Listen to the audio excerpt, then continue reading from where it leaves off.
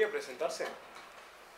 Perfecto, mi nombre es Elsa Sheps, soy docente, jubilada ya. He trabajado casi 30 años en Jules, inicié mi carrera docente en el interior como maestra rural, cocinaba con mis alumnos, preparaba con ellos las clases, tenía de todas las edades, solo un grupo.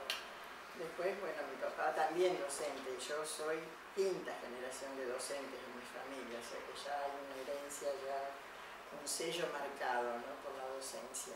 En el caso mío, mis padres, los dos eran docentes.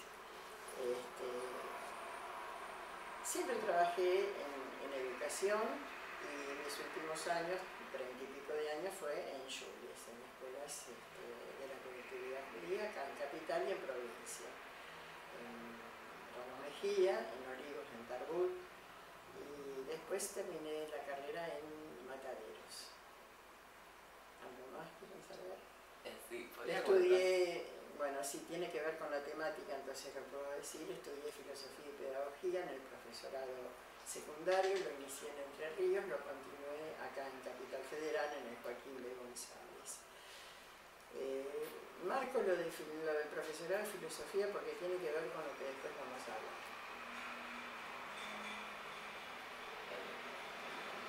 En la época que usted empezó a enseñar los Jules, ¿cómo se enseñaba y cómo se aprendía? ¿Cuál era el sistema? La relación entre alumnos y maestros. En los Jules el vínculo siempre fue familiar, fue de buen contacto afectivo. No era el de señorita maestra ni nada por el estilo, ya el término de moral ya significaba algo que acercaba, ¿no? Los chicos a veces jugaban porque decían que moral, jugando con las letras, era amor también, o sea que nos cargaban mucho con ese juego de letras, ¿no? Y nos exigían también eso. Había principios básicos que venían desde el Consejo de Escuelas Judías, desde el Badajino, que tenía que ver con trabajar una temática muy importante, la de la identidad, tanto en la parte oficial como en la parte de hebreo. Yo era maestra de la parte oficial y fui directora de la parte oficial, después pasé a ser directora general y tocaba también la enseñanza de hebreo. Pero lo que más se reforzaba era el desarrollo del pensamiento, el pensar, el razonar. No venían las cosas impuestas. Todo esto lo marco porque tiene que ver con lo que viene después, ¿no? Después se prohíbe pensar, después se prohíbe un montón de cosas que en los Jules se mantuvo, por suerte. Lo pudimos mantener y pudimos de alguna manera modificar algunas de las directivas que nos venían desde el Estado, ¿no? Desde la reforma del Estado. ¿Cuáles eran las grandes diferencias que notaba entre enseñar antes y después de la dictadura? O sea, oficialmente, digamos, ¿qué era lo que se veía el cambio? Una diferencia terriblemente nefasta, porque mientras había que desarrollar no solamente la identidad judía, la identidad personal, y el trabajo, y favorecer el trabajo grupal, que significaba la solidaridad, con la dictadura fue distinto. Se prohibió un montón de cosas que no vienen de la dictadura del año 76, vienen de la dictadura de Onganía del año 66. Les voy a dar un ejemplo, por ejemplo, que ustedes lo pueden ver en dos películas que existen y que se pueden alquilar. Una es La Noche de los Bastones Largos y la otra es La Noche de los Lápices. Yo les diría que viendo esas películas se entiende cuál era el lugar de ustedes, estudiantes, y de nosotros, docentes. En el año 66 yo ya trabajaba como maestra. Nos prohibían a los docentes, no se reían, usar minifalda, pantalones y zapatillas para ir a la escuela. Nos prohibieron el trabajo grupal, porque era la manera en que la guerrilla se movía. Entonces todo lo que era trabajo grupal estaba prohibido. Se prohibió la matemática moderna. Yo les traje para que lo tengan ustedes, la temática, ¿no? El libro este es muy bueno, de Luis Moreno Campo, ¿no? Y donde habla de la preocupación en el ámbito educativo. Fue terrible. Si ustedes me permiten, les voy a leer, porque contarlo es una cosa y leerlo tal cual como salió publicado en la revista Para Ti en principios del año 77. En esa revista enseñaba a los padres con hijos en edad escolar cómo reconocer la infiltración marxista en las escuelas. Escuchen porque no lo van a querer creer. Lo primero que se puede detectar es la utilización de un determinado vocabulario, que aunque no parezca muy trascendente, tiene mucha importancia para realizar ese trasbordo ideológico que nos preocupa. Aparecerán frecuentemente los vocablos de diálogo, burguesía, proletariado, América Latina, explotación, cambio de estructuras, compromiso. Otro sistema sutil es hacer que los alumnos comenten en clases recortes de diarios sociales o religiosos, políticos, aparecidos en diarios y revistas y que nada tienen que ver con la escuela. Asimismo, el trabajo grupal, que ha sustituido a la responsabilidad personal, puede ser fácilmente utilizado para despersonalizar al chico. Estas son las técnicas utilizadas por los agentes izquierdistas para abordar desde la escuela y apuntalar desde ella su semillero de futuros combatientes guerrilleros. Es dramático esto, porque aparte de esto, de lo que les dije de la minifalda, todo eso que estaba totalmente prohibido, había otros hechos que tenían que ver, que era la época de la revolución educativa del trabajo en equipo, y estaba prohibido. ¿Por qué? Porque los extremistas se movilizaban por células, eran distintas células, que había uno que era intercambio entre las células, y en el trabajo en equipo era trabajar todos y un vocero, ¿sí? Era generalmente así. O sea que eso también se prohibió. Matemática moderna se prohibió porque el uso de intersección, unión, coordenadas, era como los guerrilleros determinaban los lugares donde iban a atacar.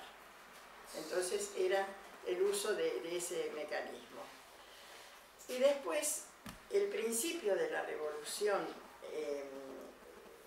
de la época de Onganía, igual la mantienen después los del proceso, era de que todo lo ideológico que iba en contra de nuestra formación occidental y cristiana era subversivo.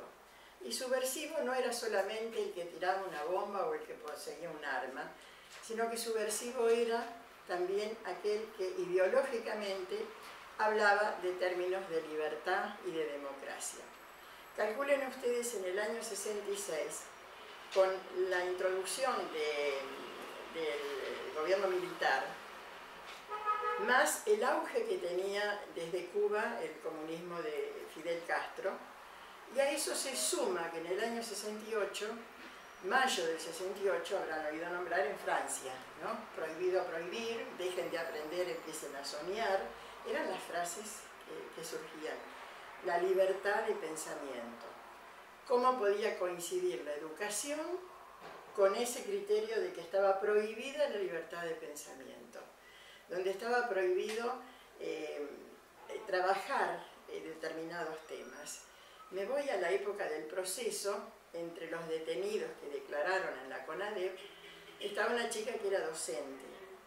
Y entonces le preguntan, mientras estaba detenida, otra compañera le pregunta, ¿por qué estás detenida vos? Esa chica docente la mataron, pero la compañera, que es la que declaró, contó.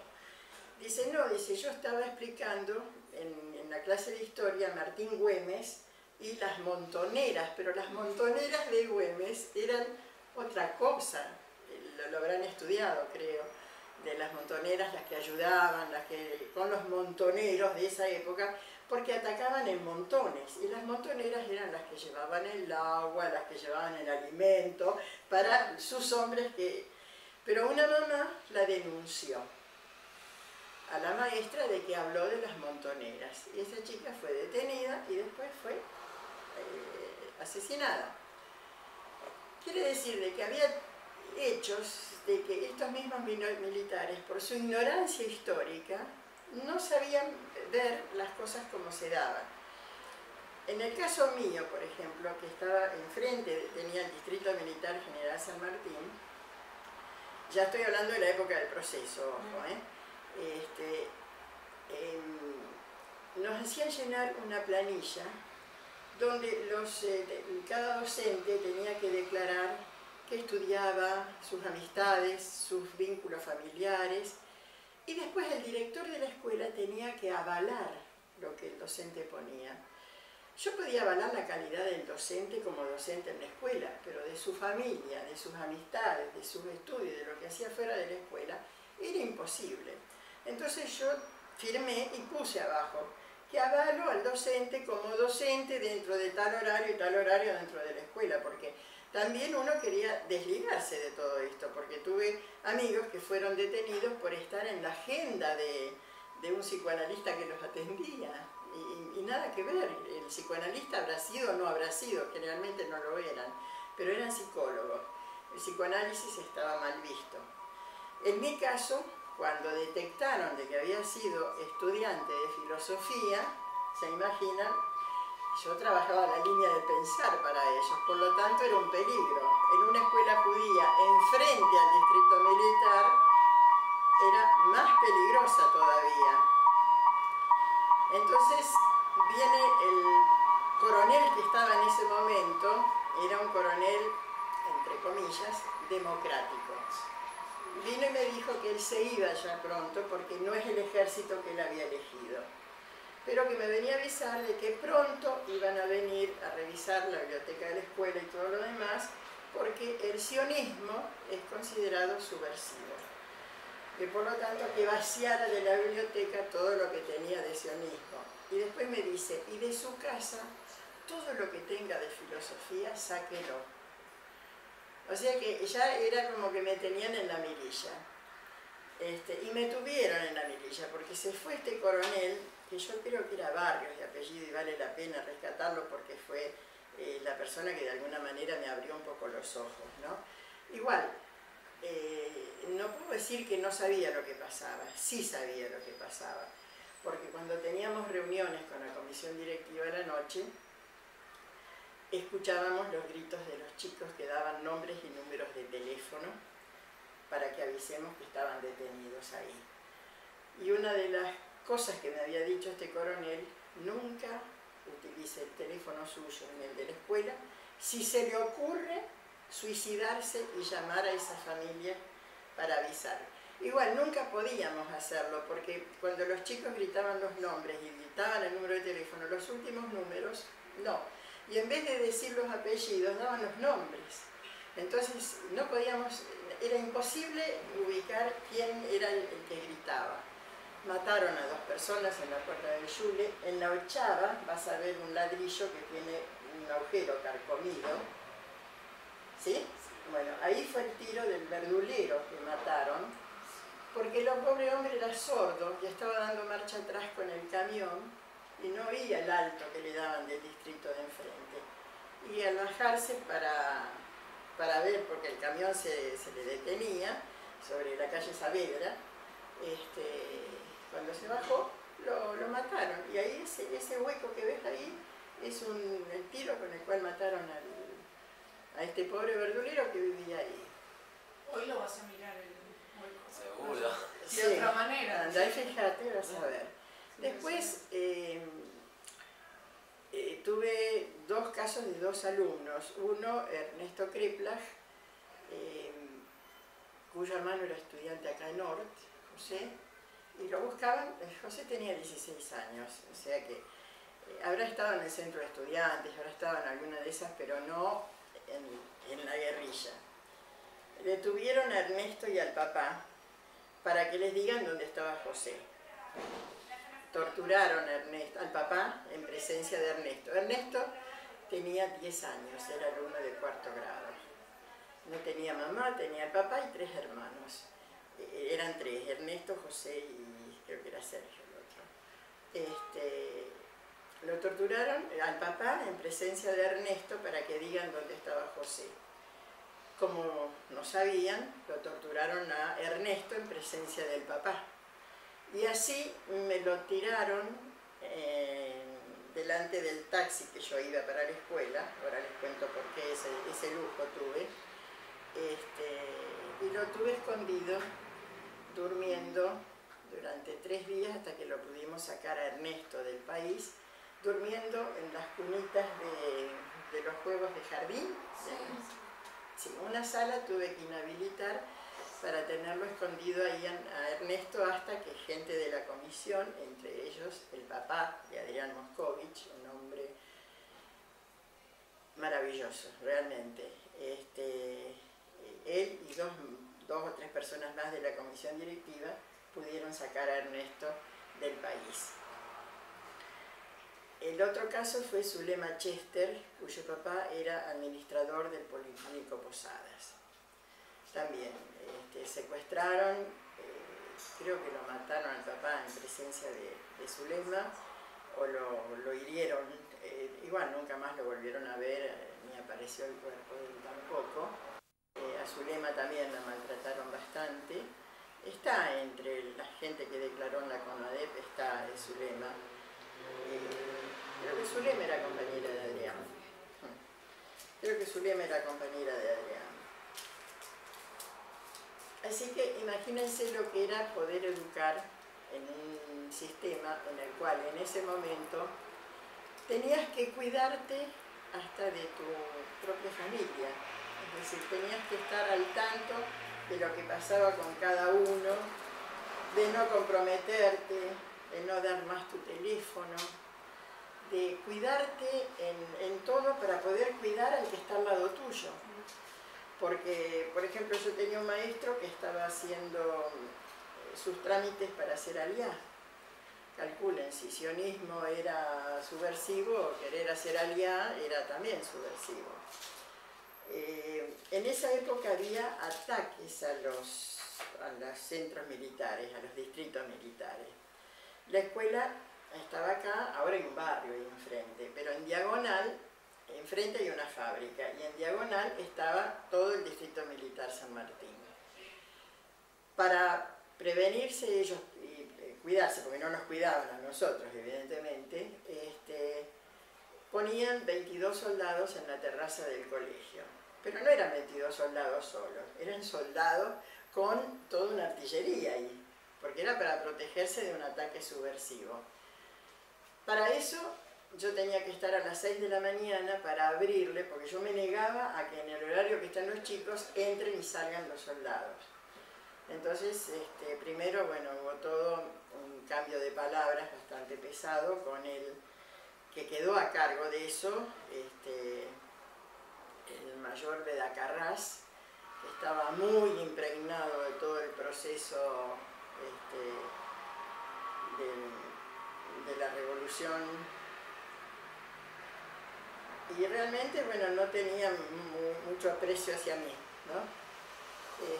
Así que me obligaban a estar a las 6 de la mañana para que entraran los soldados, y me tenía que quedar hasta las 6 de la tarde, hasta que cambiaban, eran cada 12 horas, era el cambio de guardia arriba. Cuando vino el invierno, a mí se me ocurre, porque me daba lástima por esos pobres soldados, mandarles unos termos con té. Entonces me llama el mayor Bedacarrás y me dice si puedo cruzarme hasta el distrito, que quería hablar conmigo. En ese momento justo estaba la inspectora del Estado, la señora Olga Antolinetti, y yo le estaba comentando, porque ella me decía, no puede tener soldados con armas dentro de la escuela. Le digo, están en la terraza. Digo, no puedo hacer nada porque lo primero que me dijeron ellos, usted, no, bueno, ya no existía constitución, quiero que sepan, no existían leyes, no había congreso, no había poder judicial, no existía nada, eran nada más que las leyes militares y estábamos bajo un régimen militar. Digo, yo no puedo porque estoy en zona militar, tengo que hacerme cargo de todo lo que me indiquen ellos. Bueno, nos citan, cruzo, digo que estoy con ella, voy con la inspectora, Entonces me dice, nunca más haga esto, y me pone los termos con el té ahí. Y digo, pero era té caliente con el frío que hace, y me dice, sí, dice, pero para nosotros podría haberle puesto algo para dormir a los soldados. Entonces le digo, no. En eso aparece un nombre muy conocido, ahí el comisario Echecolás. ¿Saben ustedes que fue juzgado por Kirchner, cuando en la época de Kirchner apenas asume? Aparece él y primera frase, ¿usted es la directora del colegio judío de enfrente? Le digo, sí. Dice, ¿sabe? Dice que yo, como tengo que venir muchas veces en el verano, quise hacerme socio del club y no me dejaron porque no soy judío. Entonces le digo, no es por eso, digo, el club es solamente de los alumnos y de los padres de la escuela. Había que salir de algo ahí, ¿no? Entonces le digo, mire, realmente es eso nada más el motivo por el cual le dijeron que no.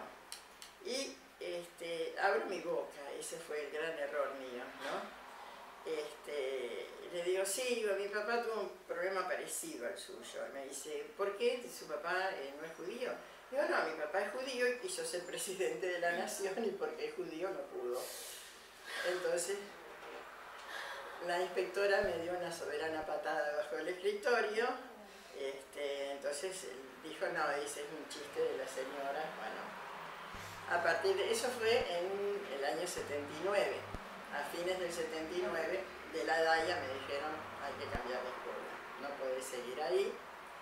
Entonces ahí me mandaron a Talleres, donde figuraba con el cargo de vicedirectora, como que la DAIA me retó por lo que había hecho y me bajó de cargo, qué sé yo. Bueno, ahí quedé un año y después ya pasé en el 81, ya era otro cambio desde el proceso, porque ya veían que era el fracaso total.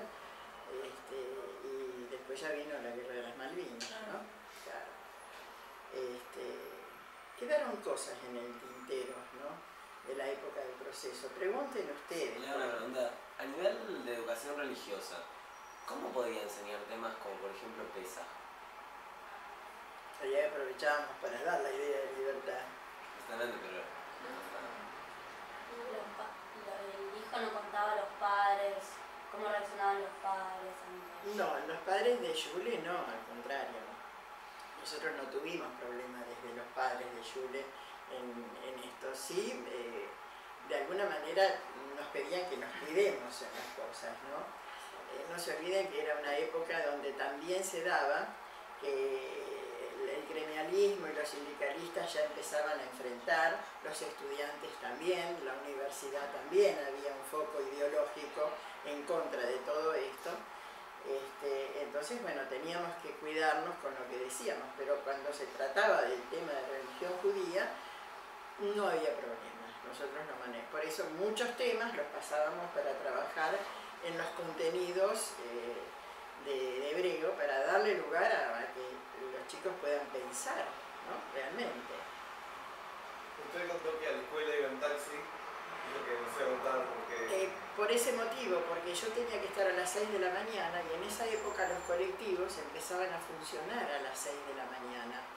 Aparte, como anécdota les cuento, que cuando íbamos en colectivo o en el taxi, al cruzar la General Paz, nos hacían bajar, parar contra la pared, nos palpaban. A mí me tenían que revisar un portafolio lleno de cosas y bueno, tenía que quedarme ahí hasta que el taxista me dijo un día, señora, no traiga más papeles porque perdemos un montón de tiempo. Así que dejé de llevar trabajo a mi casa, porque total tenía tiempo. A las 4:30 se iban los chicos de Yule y de 4:30 a 6 me quedaban en la dirección esperando que bajen los soldados, que suban los otros, porque tenía que abrirles la puerta yo y cerrarles la puerta yo. No podía abrir el portero de la escuela. Era una manera de castigarme a mí. Mientras tanto, en mi casa todos los libros de sionismo desaparecieron, todos los de filosofía desaparecieron. No los quemé ni los enterré, los mandé a Entre Ríos, a la casa de una amiga mía, y ahora cada vez que viajo a Entre Ríos me traigo algo de vuelta. pero realmente fue una época nefasta, realmente. ¿Y cómo contestaba las preguntas de los por qué los chicos y en busca de conocimientos o el saber del qué estaba pasando? Los chicos el tema lo sabían de la casa, porque en la casa era esto no cuentes, esto no digas, o sea que ya venían con eso, incluso tenían reparos en la escuela también, o sea que hubo que darles lugar para que pudieran sentirse contenidos desde la escuela y que no daba lugar la escuela para la delación. Lo que existía en ese momento, lamentablemente, era la delación, era delatar, así como esa mamá delató a la maestra. ¿Tenemos que terminar? No, delación, digo que sí, esa palabra que... La delación, y bueno, es algo que todavía existe, sí, ¿no? Lamentablemente. Yo hay muchas cosas que les estoy diciendo que se repiten en la actualidad también, ¿no? Los conceptos de que no podés pensar y de que todo el que piensa distinto es un enemigo, sigue en pie. Eso no se erradicó. En ese momento que usted tenía tanto contacto con los chicos más chiquitos y dentro de la comunidad judía, que es un círculo bastante, no digo completamente, pero es bastante cerrado, y más antes, los chicos tenían contacto directo con capaz lo que pasaba, o sea, fuera de que venían los militares que estaban enfrente, o sea, conocer a chicos de que capaz los padres pasaban por algo, o que Claro. los chicos tenían contacto directo con... Sí, los chicos grandes sabían la historia de Ernesto y sabían la historia de Zulema, porque se hizo una reunión de padres para todo esto, para explicar lo que había pasado. Esa reunión de padres era otra cosa que yo tenía que avisar al distrito militar. Cuando había reunión de padres yo tenía que avisar cuánta gente aproximadamente venía y si podía le tenía que dar la lista de los padres que venían. De la misma manera que tenía que haber hecho la lista de la gente, la lista de la gente de comisión directiva también, de cada uno de ellos, de qué empresa era, en qué trabajaba, qué profesión tenía, toda la historia. Vos me preguntabas por los chicos sí sabían lo que pasaba, sí. Porque venían y me decían, yo te voy a contar algo, pero vos no digas nada a nadie. Al vecino de mi casa, tal y tal cosa. O sea que sabían que podían contarlo en la escuela, pero que de la escuela no tenía que salir. Y muchos no contaban nada también. Muchos era el silencio. Pero corrían cierto riesgo los profesores o los maestros al enseñar a los chicos. Sí. Y corríamos riesgo todos, porque yo no sabía. Yo tenía un profesor que me venía siempre que vivía en San Fernando, Guillermo Mejovich, que venía a propósito siempre vestido con ropa tipo de guerrillero, esa verde de distintos colores. Y a mí me daba vergüenza decirle no vengas vestido así, porque era su elección de vestirse. Hasta que un día me dice, estoy esperando que me lo digas. Y digo, no te lo voy a decir. Digo, porque es una decisión tuya, yo no te puedo decir cómo que vengas vestido. Digo, porque vos en la escuela te pones el guardapolvo y ya está. Entonces me dice, no, es el muchacho que después que estaba haciendo los trámites para hacer aliá, y le hicieron la vida imposible. Le perdían la documentación, todo porque no lo querían dejar salir del país, porque lo querían agarrar en algo y no pudieron, al final se fue. Huyó del país, ¿no? Y después recibo una postal, es graciosa, de él. Huyó con un circo, y entonces me pone, estoy en España bañando al elefante. O sea, pudo salir Guillermo, está en Israel. En el caso de Ernesto también está en Israel, pero Ernesto quedó muy mal. Está ahora internado en un instituto psiquiátrico, tiene esquizofrenia. Eso es un rezago, es evidente que es producto de todo lo que pasó.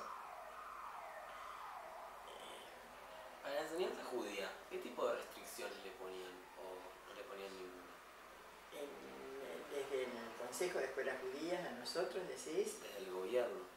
Desde el gobierno, bueno, nosotros no podíamos trabajar en los conceptos del sionismo, por ejemplo. Todo lo que tenía que ver con geografía de Israel no podíamos trabajar. Nos permitían trabajar lo religioso y lo histórico, pero que tenga que ver con la antigüedad. Igual lo igual, de alguna manera encontrábamos cómo darlo, ¿no? Porque cuando uno hablaba de esto del Negev, ponía el mapa, ¿no? No estaba en la carpeta de los chicos, pero en el frente estaba, ¿no? No, igual. En ese sentido, todos los shules mantuvimos, todos, todos. No hubo shules que por temor dejaron de dar algunas cosas. Se daban solapadamente, se daban por el costado, aprovechábamos los hagim para trabajar conceptos que tenían que ver con identidad, con libertad. Pesach se trabajaba muchísimo, por supuesto. Yom HaZikaron también. Hay festividades mayores y festividades menores, pero las menores se prestaban más para trabajar. Rabbi Akiva, por ejemplo, era un personaje que se podía trabajar muy bien, y bueno, los chicos lo vinculaban, sin que nosotros lo digamos. Cuando vos seguís trabajando una línea de pensamiento, ya ellos saben razonar y saben vincular las cosas, que era lo que el proceso no quería, ¿no? Que se relacione, que se vincule. Cuando usted entró por primera vez a trabajar en un shule, ¿ya estaba la dictadura? No, yo entré como directora, es decir, como maestra. No, como maestra yo entré a trabajar acá en el año 67, sí, ya estaba Onganía. Y en el 74 era justo cuando empezó Perón, cuando murió Perón. Yo entré en marzo del 74 como directora y en julio del 74 murió Perón. Pero ahí también padecimos el famoso grupo de las 3A, cuando estaba Isabelita con López Rega, que lo habrán oído nombrar. Era la Asociación Anticomunista Argentina, las 3A. Y ahí hubo una gran persecución también, ¿no? Ahí era lo ideológico, como les dije antes, estaba todo, estamos hablando de los años 60, la penetración de las ideas de Fidel Castro, del Mayo francés. Entonces era un peligro, pensar era un peligro, es decir, eso en el 66, en los 60 y en el 76 ni les cuento, era imposible. De acá se fueron artistas, de acá se fueron, la universidad perdió lo mejor que tenía de sus profesores porque todos fueron condenados al exilio. Artistas, un montón, y artistas extranjeros que luchaban por nosotros, como Serrat, como Mercury, Freddie Mercury también, eran artistas que se jugaban, es decir, incluso cuando venían, hablaban acá. Sting, por ejemplo, tuvo un gran vínculo con las madres de Plaza de Mayo, lamentablemente con la señora Buenafini, que ya no es lo que puede representar a las madres de perseguidos, ¿no? Ella es la que persigue realmente, no es la figura, ¿no? Volviendo un poco atrás, habiendo usted estudiado en la época del golpe de Estado de 1955, ¿cómo puede comparar sus dos experiencias, una como estudiante y otra como maestra dentro de los jóvenes?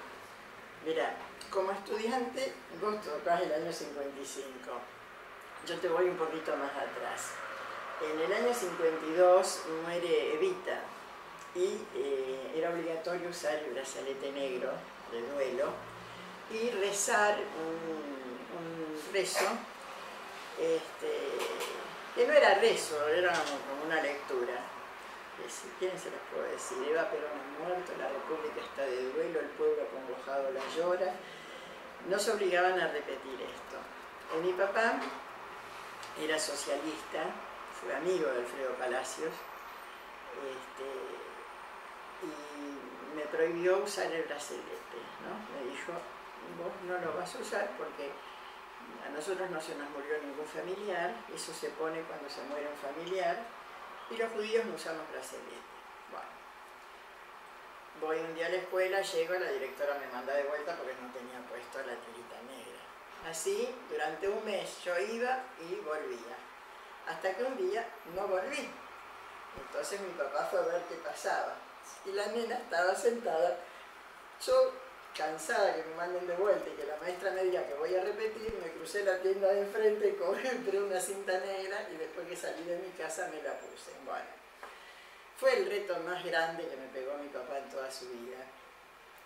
No me pegó, no pegaba mi papá, Pero me retó, sí, porque me dijo, los principios y las normas de la casa nadie las puede cambiar. Son nuestros principios, son nuestras normas. Y si tenés que repetir de grado, lo vas a repetir. Y evidentemente lo repetí, tuve que darlo libre. Después en otra escuela y en otra ciudad de Entre Ríos. No pude en la misma ciudad porque todos los directores eran peronistas, menos mi papá. Y entonces ninguno me aceptó.